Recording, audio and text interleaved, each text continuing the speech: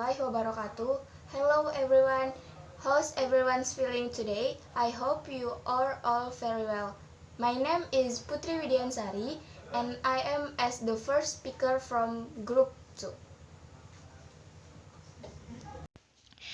Okay guys, I am Putri Widiyansari. Here I would like to talk to you about language and worldview.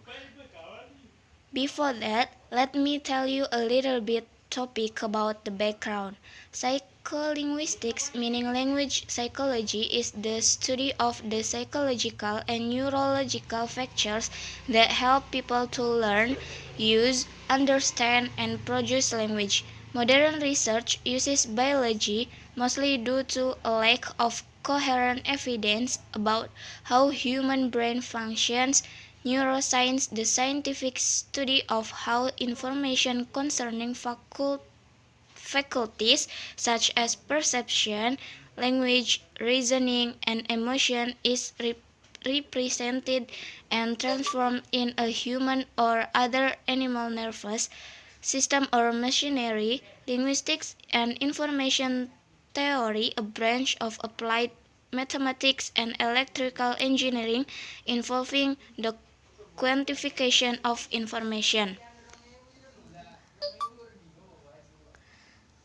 Then, psycholinguistics is concerned with the study of the cognitive process, which facilitates language acquisition and use under normal circumstances, and when it breaks down, the scope of psycholinguistics includes language performance, for example, following brain damage.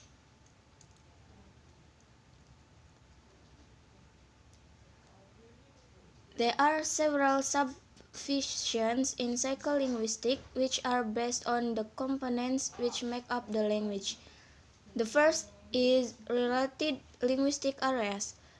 There are phonetics and phonology, morphology, syntax, semantics, and pragmatics. And then the second is linked fields of psychology. The study of word recognition and reading explores the processes involved in the extraction from patterns in printed text of orthographic, morphological, phonological, and semantic knowledge.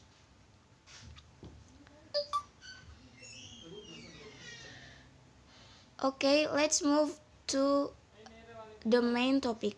As already in the paper regarding the formulation of the problem, then the question arises.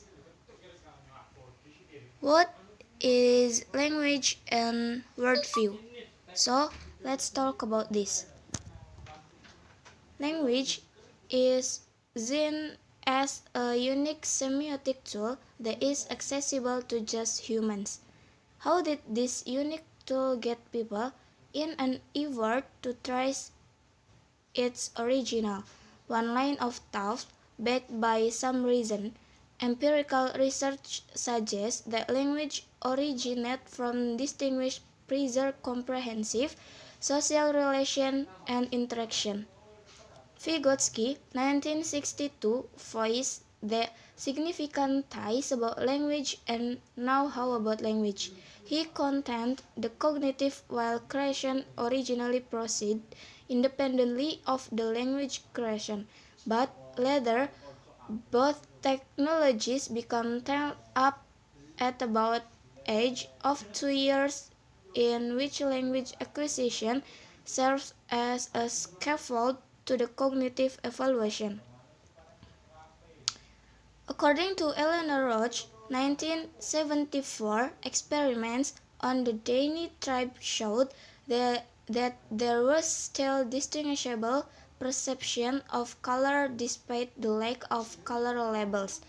But this can happen. Refutation of the Hoof hypothesis is only considered for a small aspect of worldview, taking view of the world in physical terms only. Worldview is a much broader term than you imagine in experiments like Eleanor Roach, and there might at least be 4 aspects of the word worldview, namely physical, social, cognitive, and thus have ontological aspect. The first one is physical worldview. Physical worldview is the way the physical world appears to the individual and the object inside it. On the one hand, physical worldview for an inhabitant of a hilly area will vary significantly from that of an inhabitant of a plain region, or that of a hot desert area will vary from that of a hot desert area. The second is social worldview. Social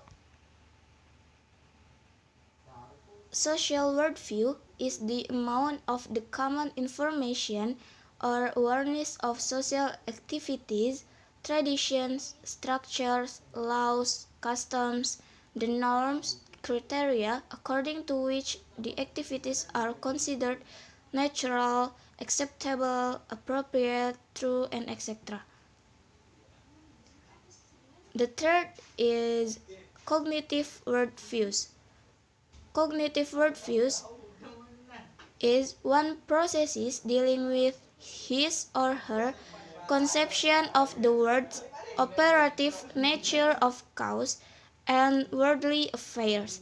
It can also be said to involve one's conceptions of epistemic issues such as what is the valid way of thinking, what are the factors against that affect the thinking, and etc.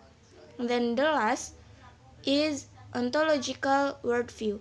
Ontological worldview is one's conception of the essence of the universal truth of cosmos, matter, life, self, space, time, and so forth.